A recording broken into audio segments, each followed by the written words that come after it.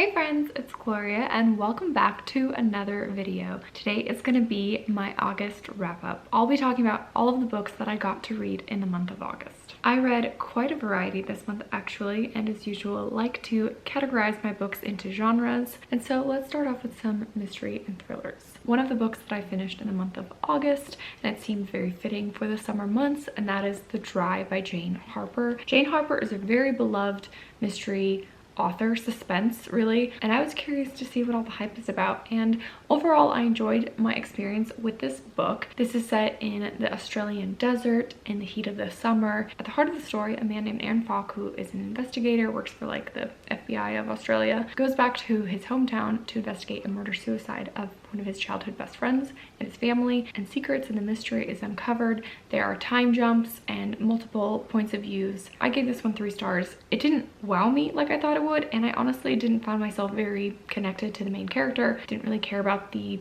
mystery that was being uncovered, and so I liked my time, but I didn't love my time and will ultimately kind of be forgettable for me. A mystery thriller that I ended up not finishing and actually DNFing because I just was not connecting with it. That is The Body Lies by Jo Baker.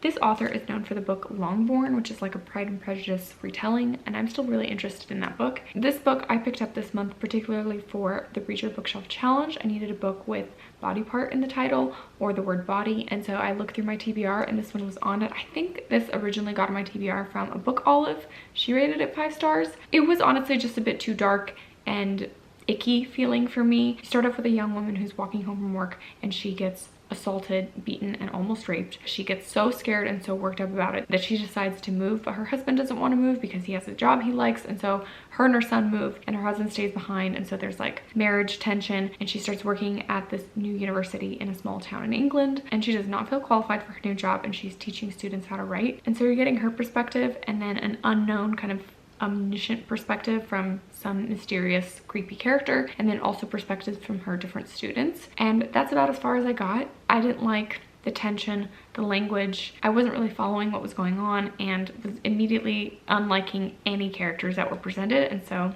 I thought I'm not going to waste my time with this one. Moving in to contemporaries, I did find a book that I really enjoyed. I am continuing my journey with Liane Moriarty, and I picked up The Husband's Secret. This book is mainly set in present day. It follows multiple perspectives of different people in Australia, and their stories are at first separate and not connected, but then eventually they all come together. One woman just discovered her husband is in love with someone else. An older woman has not moved past the grief of losing her daughter at a young age who was murdered, and what kicks off the book, there's another character who discovers a letter from her husband that says, "Open this on the day that I die," and she really tries hard not to open it, but then eventually does, and a bunch of stuff gets revealed. This is my 3rd Liane Moriarty now. I gave this one 4 stars. I really enjoyed my time with it. I was compelled, I was interested, wanted to see how it all wrapped up. This is my least favorite out of the 3 that I have read, but what I've realized that I love from her writing is that she presents really interesting situations that you ask yourself, what would I do in that situation? And you find yourself empathizing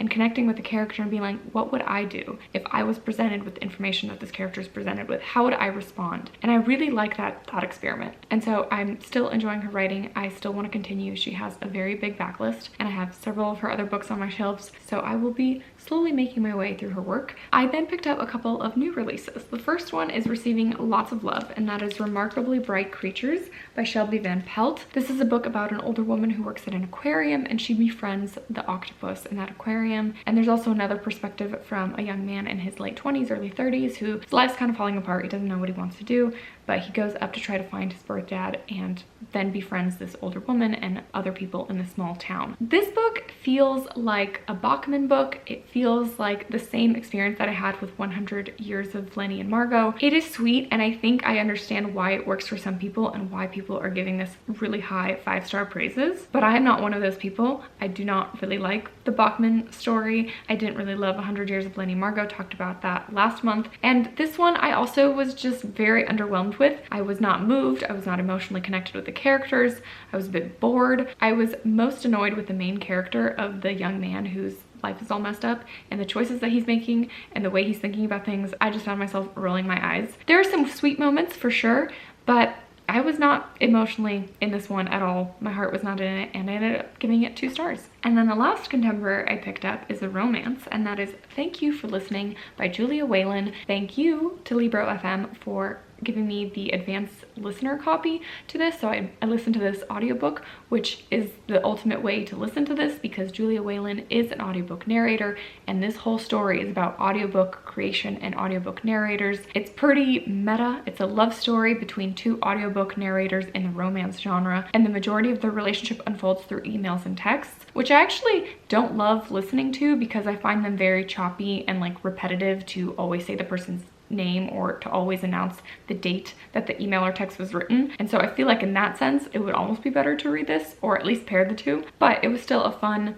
time. I think it was my least favorite romance that I've read since discovering them in the past few months. It wasn't anything special to me. I didn't find the banter too funny. It was very, very steamy and sexual. Like, it was just steamy humor the whole time, not like banter about anything else. The biggest thing that I enjoyed about this book is that it did give me a look behind the curtain of the audiobook creation world. Because the author is an audiobook narrator and knows so much about it, she included realistic scenarios of what it takes to make the book and the language even behind like different things that are going on in the sound room and all of that. So I really enjoyed diving into the audiobook world. So I feel like that was a fun setting since I am such an appreciator of audiobooks. But the actual romance and plot and everything that went down with the characters was just fine. Next up, I will mention 2 graphic novels that I picked up this month. The first one that I picked up is a young adult graphic novel, and that is Oksi. I first saw this on What Brings Karina Joy's channel. This graphic novel is a mythological retelling about some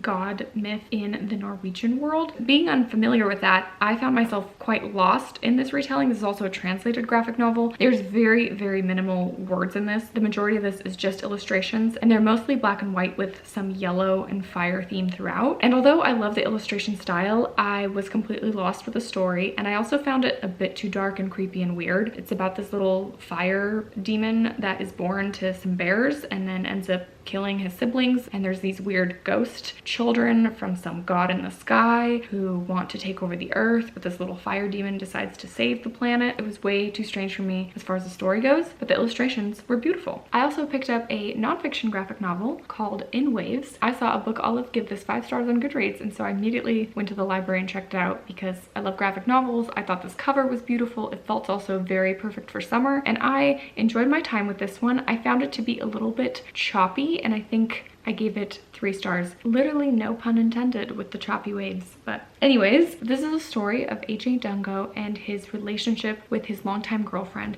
who dies from cancer. It's very revealed early on that she will pass. And it is a story of how they met and connected over surfing and this community of surfers in California. And then parallel to that story, AJ Dungo also writes about surf history, how the sport got started, the main key figures and athletes in surfing, and what made surfing popular around the world. And so these 2 different stories are being told, and at the same time they're also really choppy in timeline in between, and I didn't love that. I would much prefer a more linear story, but it was personal and vulnerable. Grief is a main theme, and like letting someone go and honoring the end of someone's life. So if you're all interested in surfing or any of those other themes I mentioned, I would recommend this one, but I ended up giving it 3 stars. Since I just touched on a nonfiction graphic novel I read, it's the perfect transition to some other nonfictions that I picked up this month. The first one I'll talk about is Will My Cat Eat My Eyeballs by Caitlin Doty. I picked this one up because of that Read Your Bookshelf challenge, and eyeballs is in the title, and I have previously read this author's book Smoke It's in Your Eyes and Other Stories from the Crematory and loved it. A very humorous and well-told book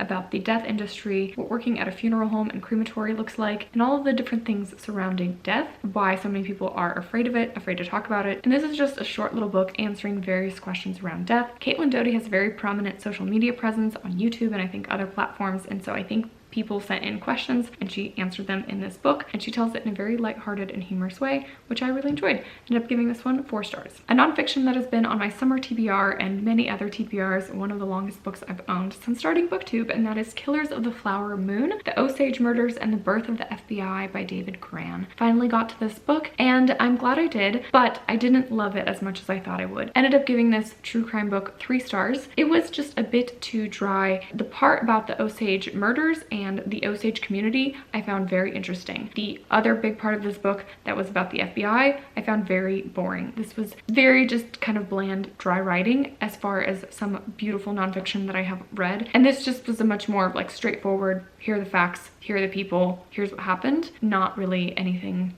exciting in terms of the writing, but I'm still glad I learned about the story and what happened, because I don't think a lot of people know about it. Basically, there was a very, very wealthy Native American community, and they didn't really have rights over their land or their money, and then some people took advantage of that, started murdering them off in order to inherit their riches, and it's all just very sad. Next up, I have two historical fictions that I finished this month. The first one is The Bookwoman's Daughter, and this is a sequel to The Bookwoman of Troublesome Creek, a historical fiction that is very beloved. And although I enjoyed the first one, I wasn't totally compelled to read this one, but I kind of wanted to just do it because it was available, and so I've read it. Ended up giving it 3 stars. It was a continuation of the story, followed the daughter of the main character of the first book, and the original story is centered around a woman who was Packhorse librarian, which was this project to deliver library materials to people in the Appalachia area who are living like in the middle of nowhere. And the events of this book continue off from what happened in the first one. Her parents are basically imprisoned because they can't be together because one is a blue person and one is white, and this girl is basically forced to fend for herself. She's 14 years old, and so I guess I was expecting this adult historical fiction, but it was much more like a young adult coming of age, and overall it was good. I liked it. It wasn't really anything special or profound, and will ultimately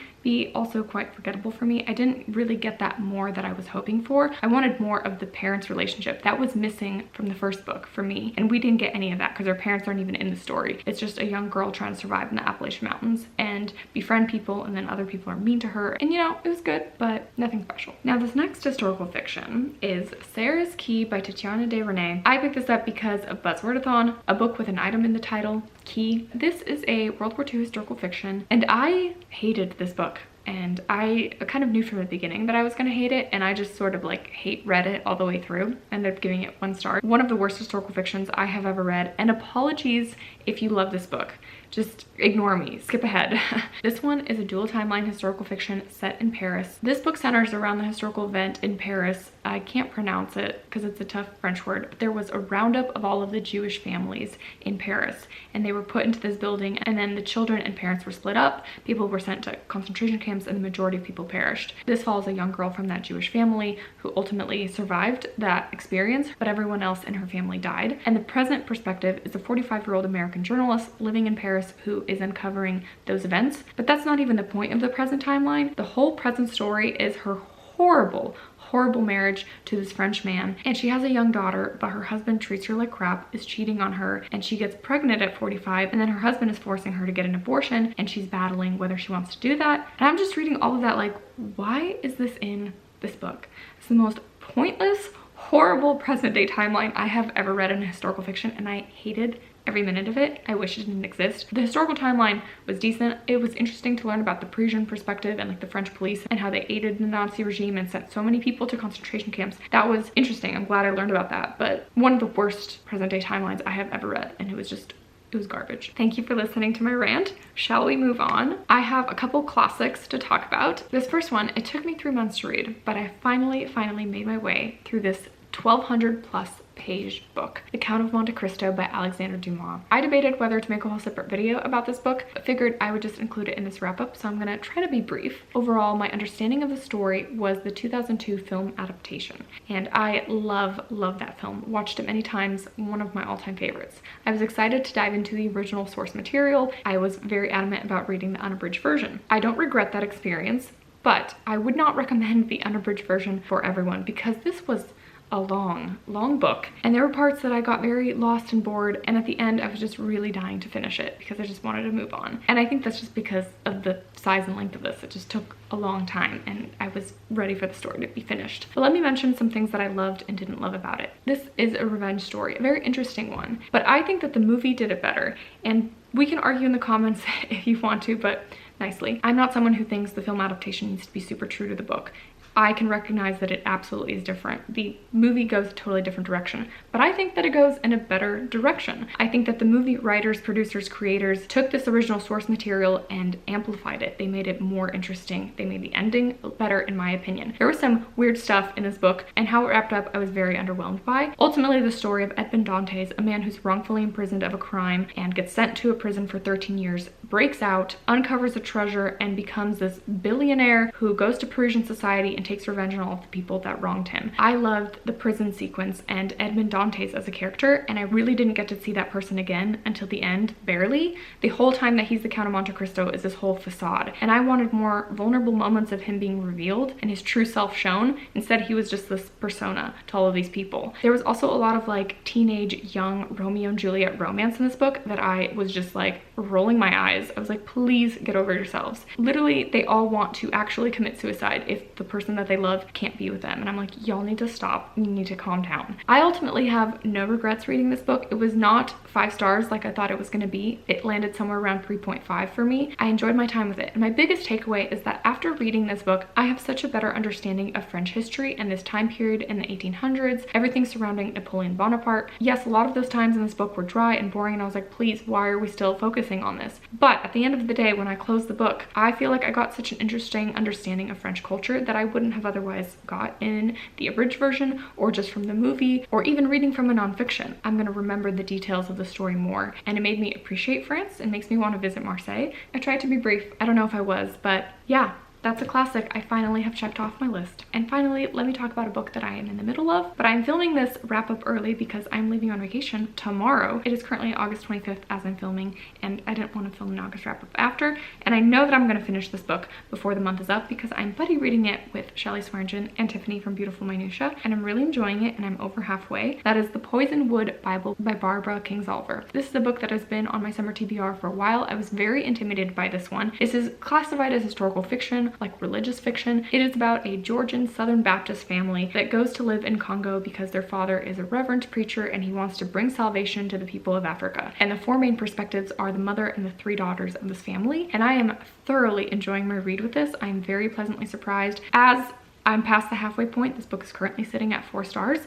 That might change, and I probably won't circle back in September to let you know if that is what actually happens. So if you're super curious, you can ask me later or just see my rating of it on Goodreads. I'm really enjoying this book. The writing, I am so pleasantly surprised by how readable it is, and Barbara Kingsolver's writing is beautiful. I am now much more intrigued to pick up some of her other books. I always see them at the thrift store, but I never pick them up because I'm unfamiliar with any of them. I've only heard of this one. I think I am connecting with this book a lot because I have a faith and religious background, and I think if you don't, you will definitely be missing a big portion of this book. And although there's a sense of foreboding and almost cringiness throughout this whole book because these white, very ignorant, racist people are sent to Africa, and like, what is going to happen? What is this preacher man going to do? There's also this humor throughout it all because you're seeing this story unfold from the perspective of these young girls, and it's truly written beautifully. So I'm enjoying my time with this one and would highly recommend. And that is it for what I have read so far, and I might squeeze in another book or 2 in August because the first part of our trip is at the end of the month and I'm going to be on a plane ride, so I have every intention to try to read, but let's be honest, I might just binge a lot of movies. That's how it goes, right? But even if I do complete some more books in August, I'll just circle back with you in September about those. Let me know if you agree or disagree with any of my thoughts, have any opinions about the books that I mentioned. I know I got a bit ranty with some of them, but as always, thank you so much for watching, and I will see you in some more book videos soon. Bye!